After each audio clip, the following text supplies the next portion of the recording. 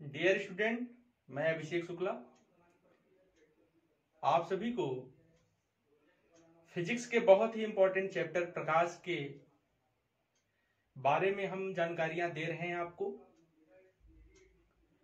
हमने प्रकाश का इंट्रोडक्शन, प्रकाश की प्रॉपर्टी, गोलीय दर्पण के प्रकार, इन सभी टॉपिक्स के बारे में वीडियो अपलोड किया है। यदि आपने उसको नहीं देखा है तो एक बार जरूर देखिएगा। आज मैं आपको बताऊंगा गोलीय दर्पण से संबंधित कुछ परिभाषाएं, यानी किसी भी गोलीय दर्पण में क्या क्या चीजें होती हैं उस गोलीय दर्पण में, उसके बारे में आज मैं आपको जानकारी दूंगा।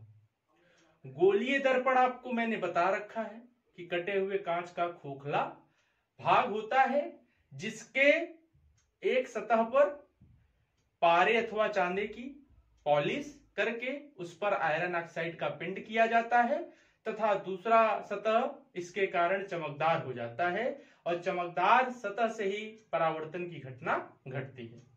तो आइए डियर स्टूडेंट, मैं आपको इससे संबंधित कुछ परिभाषाएं बताऊंगा। देखिए, इसमें आपको क्या क्या जानना है। सबसे पहले कि दर्पण का ध्रुव, पोल ऑफ मिरर, वक्रता केंद्र, सेंटर ऑफ कर्वेचर, वक्रता त्रिज्या, रेडियस ऑफ कर्वेचर, मुख्य अक्ष, प्रिंसिपल एक्सिस, मुख्य फोकस या इसको फोकस भी बोलते हैं, प्रिंसिपल फोकस, फोकस दूरी, फोकल लेंथ, फोकस तल, फोकल प्लेन, दर्पण का द्वारक, अपर्चर ऑफ मिरर। तो ध्यान दीजिएगा, यहां मैंने फिगर बनाया है आपको इसको आसान बनाने के लिए। जैसे देखिए, आपको कल बताया था मैंने इसके पहले वीडियो में कि उत्तल दर्पण कौन है और अवतल दर्पण कौन है। तो ध्यान दीजिएगा, सबसे पहले मैं बताने जा रहा हूं दर्पण का ध्रुव क्या है। तो डियर स्टूडेंट, दर्पण का ध्रुव क्या है, ध्यान दीजिएगा कि गोलीय दर्पण, ये देखिए गोलीय दर्पण का कटा हुआ भाग है, गोलीय दर्पण का कटा हुआ भाग है। गोलीय दर्पण के परावर्तक तल के, ये देखो परावर्तक तल है, यहीं से परावर्तन की घटना घटेगी। परावर्तक तल के मध्य बिंदु को दर्पण का ध्रुव कहते हैं। यानी ये जो बिंदु P है यह है दर्पण का ध्रुव, बिंदु P। ठीक है। सेकंड आता है वक्रता केंद्र, वक्रता केंद्र यानी सेंटर ऑफ कर्वेचर। तो डियर स्टूडेंट, जैसे ये ऐसे कोई गोला था, उसका एक सेंटर होता है केंद्र, यानी गोलीय दर्पण जिस गोले का कटा हुआ भाग होता है उस गोले के केंद्र को, यानी जिस गोले से कटा हुआ ये भाग है उस गोले का जो केंद्र होता है उसे हम वक्रता केंद्र कहते हैं। इसे C से डिनोट करते हैं। यानी अगर इसको पूरा हम सर्किल बनाए, इसको पूरा स्फीयर बनाए, स्फीयर तो गोला बनाएंगे तो इसका केंद्र मानो अगर यहां है तो यही C है वक्रता केंद्र। वक्रता त्रिज्या, रेडियस ऑफ कर्वेचर, ध्यान से सुनिएगा। गोलीय दर्पण जिस खोखले गोले का कटा हुआ भाग है उसकी त्रिज्या क्या कही जाएगी? वक्रता त्रिज्या, रेडियस ऑफ कर्वेचर। इसको दूसरे शब्दों में हम ऐसे भी कह सकते हैं कि वक्रता केंद्र तथा ध्रुव तक, वक्रता केंद्र तथा ध्रुव तक मिलाने वाली जो रेखा है, यानी ये रेखा भी तो त्रिज्या का काम करेगी। तो त्रिज्या हर जगह समान होता है, तो ये त्रिज्या का काम ये भी करेगी, ये भी त्रिज्या। तो केंद्र और ध्रुव के तक मिलाने वाली जो रेखा है वहां तक की, उसे भी हम कह सकते हैं वक्रता त्रिज्या। ठीक है। मुख्य अक्ष, प्रिंसिपल एक्सिस क्या है? मुख्य अक्ष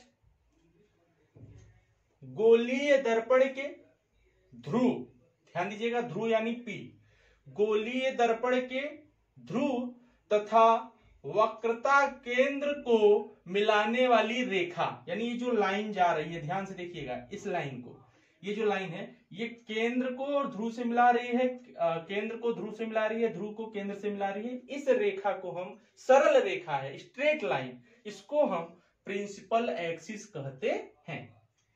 फिर आता है मुख्य फोकस या फोकस, मुख्य फोकस या फोकस। तो डियर स्टूडेंट, मैं आपको बता रहा हूं मुख्य फोकस या फोकस। यहां ध्यान दीजिएगा, फिगर देखिए, जैसे कोई भी दर्पण है, यही दर्पण है, ये इसका मुख्य अक्ष है।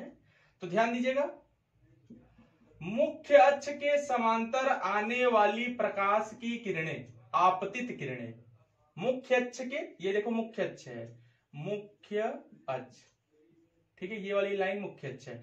मुख्य अक्ष के समांतर आने वाली प्रकाश की आपतित किरणें परावर्तन के पश्चात, यानी दर्पण से जब टकराएगी परावर्तन होगा, परावर्तन के पश्चात मुख्य अक्ष के जिस बिंदु से होकर जाती है, इस बिंदु से मानिए होकर जा रही है, जिस बिंदु से होकर जाती है उस बिंदु को हम कहते हैं मुख्य फोकस या फोकस। क्लियर? अवतल दर्पण में मुख्य अक्ष के समांतर जाने वाली किरणें या आपतित किरणें मुख्य फोकस से होकर जाती हैं, और उत्तल दर्पण में ये किरणें फोकस से आती हुई प्रतीत होती हैं। फोकस से क्या होती हैं? आती हुई प्रतीत होती हैं। फिर देखिए फोकस दूरी, फोकस दूरी ध्यान से देखिएगा, दर्पण के मुख्य फोकस से ध्रुव तक, मुख्य फोकस से ध्रुव तक की जो दूरी है उसे हम कहते हैं फोकस, फोकस दूरी। दर्पण के फोकस से उसके ध्रुव तक की दूरी जो है, यानी ये डिस्टेंस, एफ से पी की जो डिस्टेंस है, यही है फोकस दूरी। ठीक है, फिर देखिए फोकस तल, फोकस तल क्या है? मुख्य अक्ष के लंबवत, ध्यान दीजिए ये मुख्य अक्ष है, इसके लंबवत, एक इसके लंबवत परपेंडिकुलर, मुख्य अक्ष के लंबवत तथा मुख्य फोकस से होकर जाने वाली, मुख्य फोकस से होकर जाने वाले समतल को हम फोकस तल कहते हैं। किसके लंबवत? मुख्य अक्ष के लंबवत, और कहां से जाए? मुख्य फोकस से होकर जाए, होकर गुजरे, उसे हम कहते हैं, उस तल को हम कहते हैं फोकस तल। फिर आता है दर्पण का द्वारक। दर्पण का द्वारक क्या है? तो ध्यान दीजिएगा, दर्पण यानी किसी गोलीय दर्पण के परावर्तक तल का जो व्यास है, यानी इस किनारे से हम इस किनारे तक मान लो मिला लें, यानी यहां से यहां तक का डिस्टेंस जो होगा, यानी M1 और M2, ये व्यास होगा। परावर्तक तल का क्या होगा? व्यास। यानी दर्पण के परावर्तक तल के व्यास को हम दर्पण का द्वारक कहते हैं। तो डियर स्टूडेंट, आई होप आपको ये बातें सरल रूप में समझ में आई होंगी।